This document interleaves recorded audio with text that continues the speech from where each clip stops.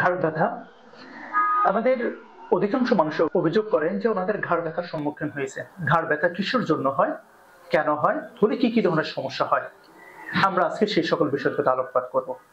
ঘাড় ব্যথা হলে আমাদের জনজীবনে বা ব্যক্তিগত জীবনে অনেক ধরনের সমস্যা হয়ে থাকে। আমরা ঘাড়টাকে ঘুরাতে পারি না, ডানে বামে নিতে পারি না, উপরে নিচে করতে পারি না। যে কোনো কাজ করতে গেলে আমাদের সমস্যা হয়। আমাদের কাছে এক ভাই এসেছেন, পুলিশ কর্মকর্তা। আমরা ওনার অভিজ্ঞতাটুকু আজকে জানবো। ঘাড় ব্যথা নিয়ে উনি কি কি সমস্যা ফেস করতেছেন সে বিষয় সম্পর্কে আজকে একটু জানবো। সালাম আলাইকুম ভাই। ওয়ালাইকুম আসসালাম। ভালো আছেন না? জি ভাই, ভালো আছি। আপনি আমাদের কাছে যখন এসেছিলেন তখন কি কি সমস্যা ছিল আপনার? আমি যখন আসছিলাম তখন ডাক্তার রাফি ভাই, উনি আমার পরিচিত, ওনার কাছে আসছিলাম।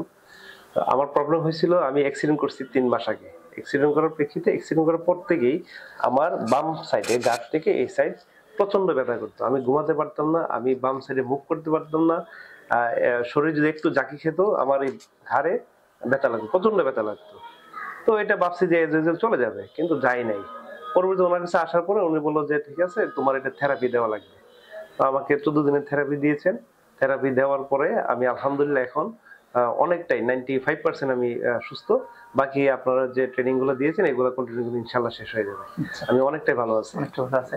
সাধারণত দেখা যায় এই সকল ক্ষেত্রে ঘাড়ের যে মাংসপেশিগুলো থাকে, লিভার স্ক্যাপুলি মাসেল আছে, আর সুপ্রাস্পাইনাটাস ইনফ্রাস্পাইনাটাস, এর সাথে রম্বয়েড মাসেলগুলোর সমস্যা হয়। আপনার দেখা যায় রম্বয়েড মাসেলগুলোতে প্রচুর পরিমাণে সমস্যা ছিল, দুই পাশে আপনার সমস্যা ছিল, সেই সাথে লিভার স্ক্যাপুলি এরিয়াতেও ঝামেলা ছিল।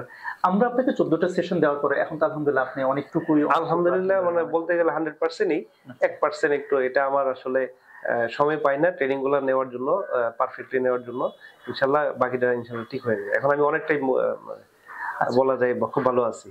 আশা করি ইনশাআল্লাহ আপনি আপনার অন্যান্য দিনগুলোতেও ভালো থাকবেন, সুস্থ থাকবেন। এর জন্য আপনাকে যে কাজটুকু করতে হবে, প্রতিদিন আমাদের এক্সারসাইজগুলো 3 টাইমস আপনাকে করতে হবে। 3 টাইমস এক্সারসাইজগুলো করবেন। এর সাথে হলো আপনাকে যেভাবে বলেছিলাম যে ঘাড়টাকে কোন পজিশনে ধরে রাখতে হবে, কিভাবে কি করতে হবে, এগুলো যখন আপনি করবেন আশা করি ইনশাআল্লাহ আপনি ব্যথা থেকে মুক্ত থাকতে পারবেন। এছাড়াও আপনার প্রতি আমাদের এক ধরনের অনুরোধ থাকবে, আপনি যখন আপনার মানে অফিস ওয়ার্কগুলো যখন করবেন কখনোই আপনি আপনার ঘাড়টাকে অতিরিক্ত পরিমাণে ঝুঁকাবেন না। অ্যানাটমিক্যাল পজিশন যেটা, অর্থাৎ স্বাভাবিক জীবনে আমরা যেভাবে থাকলে ব্যথা মুক্ত থাকে সেই পজিশনটাকে আপনাকে অবশ্যই মেনটেন করতে হবে। আপনার এখন বয়স কিন্তু বেশি না, বাকি জীবন আপনাকে সুস্থতার সহিত অতিবাহিত করতে হবে।